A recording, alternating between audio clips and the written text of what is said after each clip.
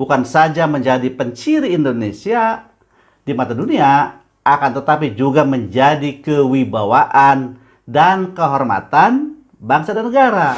Ia ungkapkan dalam sebuah tulisan yang berjudul Real Paradise Not Just a Story.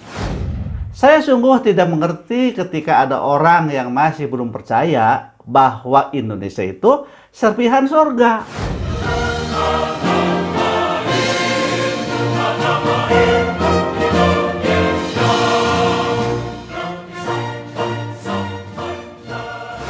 Assalamualaikum warahmatullahi wabarakatuh. Salam sejahtera bagi kita semua.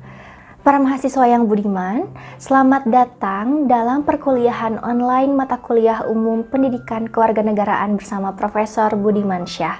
Beliau merupakan guru besar Pendidikan Kewarganegaraan Universitas Pendidikan Indonesia.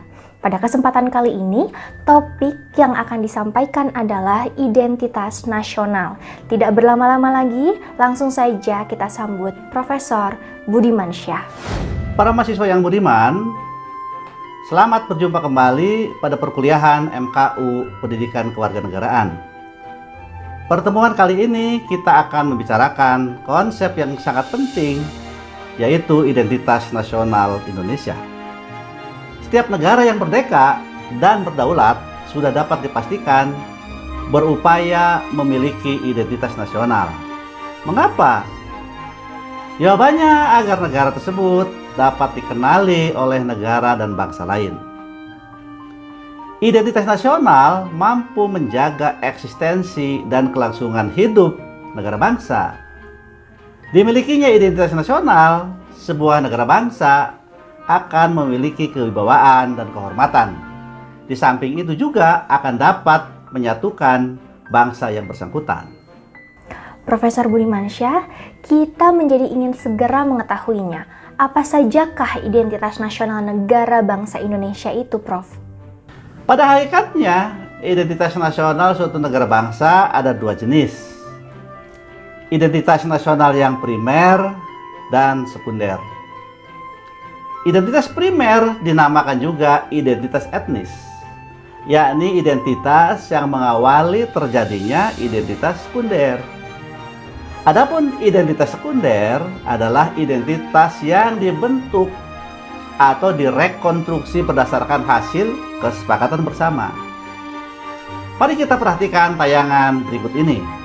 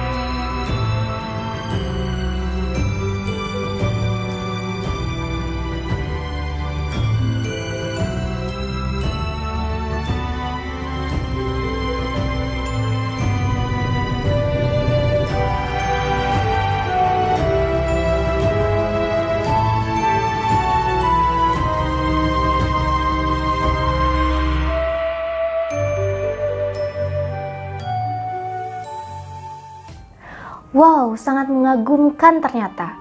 Tayangan video tersebut menggambarkan identitas nasional primer negara bangsa Indonesia. Betulkah demikian, Prof? Ya benar, Mbak Mutiara. Tampak kepada kita betapa identitas nasional primer tersebut bukan saja menjadi penciri Indonesia di mata dunia, akan tetapi juga menjadi kewibawaan dan kehormatan bangsa dan negara. Prof. Budimansyah, saya dengar ada seorang bangsa asing yang pernah menyampaikan suatu kekagumannya terhadap Indonesia. Ungkapan kekagumannya itu ia beri judul Real Paradise, Not Just a Story. Bagaimana ceritanya ini, Prof? Memang sangat kagum dengan orang itu, Mbak Mutiara. Begini ceritanya, dia itu orang yang jatuh cinta pada Indonesia. Saking seringnya ia berkunjung ke Indonesia, beberapa kali berwisata dan tinggal di Pulau Dewata, Bali. Dia juga sering pergi ke Lombok, ke Jakarta, ke Bandung, bahkan beberapa kali berwisata ke Danau Toba, Pulau Komodo, ke Bunaken, tentu saja ke Jakarta sebagai ibu kota negara, dan banyak lagi tempat-tempat yang indah lainnya. Saking mendalamnya pengetahuannya tentang Indonesia, dan dari pengetahuannya yang mendalam itu akhirnya melahirkan kekaguman. Kemudian ia ungkapkan dalam sebuah tulisan yang berjudul Real Paradise, Not Just a Story. Lalu, bagaimana cerita The Real Paradise itu, Prof? Ini ceritanya itu. Musim dingin ketika salju turun di Eropa atau di Amerika Utara, suhu bisa mencapai minus 40 derajat Celcius. Artinya kulkasmu masih lebih hangat, ujarnya dalam memulai tulisannya itu. Itulah saat semua tumbuhan mati, kecuali pohon cemara. Itulah saatnya darahmu bisa berhenti menjadi es ketika kamu keluar rumah tanpa pakaian khusus. Musim salju adalah ketika manusia bertahan hidup dan beraktivitas yang mungkin tanpa bisa berjalan jika tak ada bantuan peralatan dan teknologi. Tanpa itu, mati kedinginan. Dan ada satu periode di mana salju berbentuk badai. Badai salju namanya. Terbayang apa yang bisa dilakukan selain bertahan hidup di ruangan berpemanas. Padang pasir. Begitu keringnya sampai-sampai manusia yang berdiam di sana membayangkan sungai-sungai yang mengalir sebagai surga. Hanya ada beberapa jenis pohon yang bisa hidup dalam suhu bisa di atas 40 derajat Celcius. Keringatmu bisa langsung menguap bersama cairan tubuhmu. Dan keberadaan air adalah persoalan hidup mati. Sungguh bukan minyak. Saya sungguh tidak mengerti ketika ada orang yang masih belum percaya bahwa Indonesia itu serpihan surga.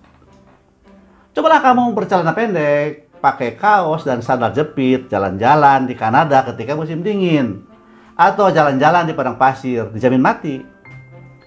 Di sini, ungkap dia, di negaramu kapan saja, mau siang, mau malam, kamu bisa jalan-jalan kaosan tanpa alas kaki. Mau hujan, mau panas, selamat. Di Eropa, Amerika, paling banter kamu akan bertemu buah-buahan yang sering kamu pamer-pamerkan, apel, anggur, sunkist, pir, dan semacamnya. Di Timur Tengah, paling kamu ketemu kurma, kismis, kacang Arab, buah zaitun, buah tin. Di Indonesia, kamu tak akan sanggup menyebut semua jenis buah dan sayuran, umbi-umbian, kacang-kacangan, bunga-bungaan, rempah-rempah, saking banyaknya. Di Amerika, Eropa, kamu akan ketemu makanan itu saja. Sandwich, hotdog, hamburger, itu saja yang divariasikan, paling banter steak, es krim, keju. Di Timur Tengah, roti, daging, dan daging lagi. Di Indonesia, dari Sabang sampai Merauke mungkin ada ratusan ribu varian makanan. Ada puluhan jenis soto, varian sambal, olahan daging, ikan, dan ayam, tak terhitung macamnya. Setiap wilayah ada jenisnya. Kue basah, kue kering, ada ribuan jenis. Varian bakso saja sudah sedemikian banyak. Belum lagi singkong, ketan, gula, kelapa bisa menjadi puluhan jenis nama makanan. Dan tepian jalan dari Sabang sampai Merauke adalah garis penjualan makanan terpanjang di dunia. Saya tidak berhasil menghitung penjual makanan bahkan hanya dari Kemayoran ke Cempaka Putih katanya.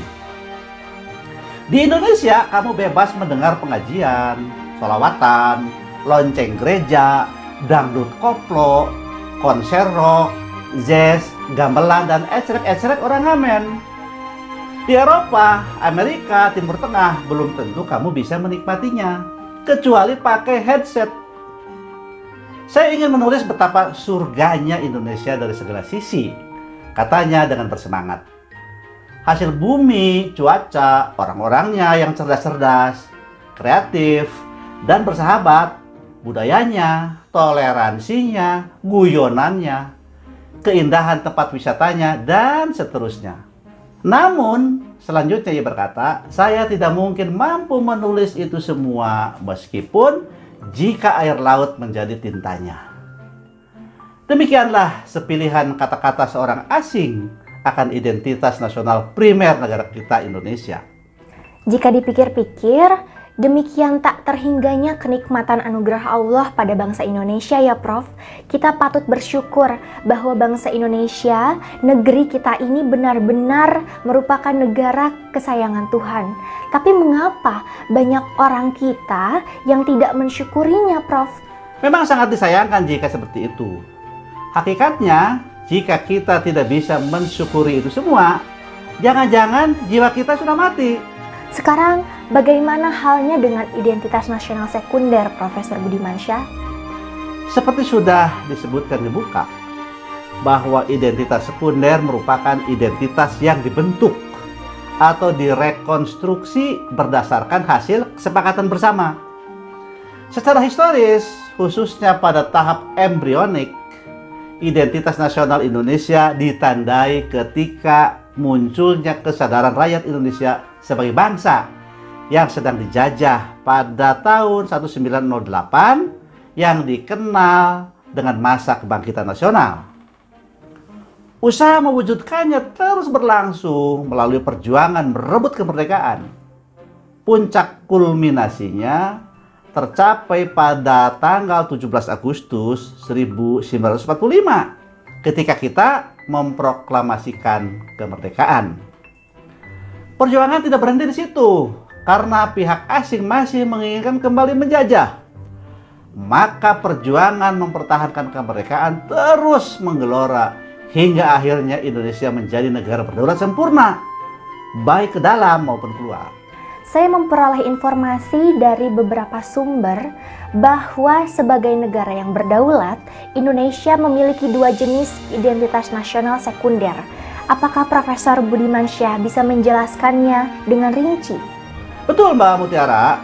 Para mahasiswa yang beriman, sebagai negara bangsa yang berdaulat sempurna, baik ke dalam maupun keluar, Indonesia mempunyai dua jenis identitas, tepatnya identitas sekunder. Jenis yang pertama, identitas nasional dalam arti fisik atau simbol.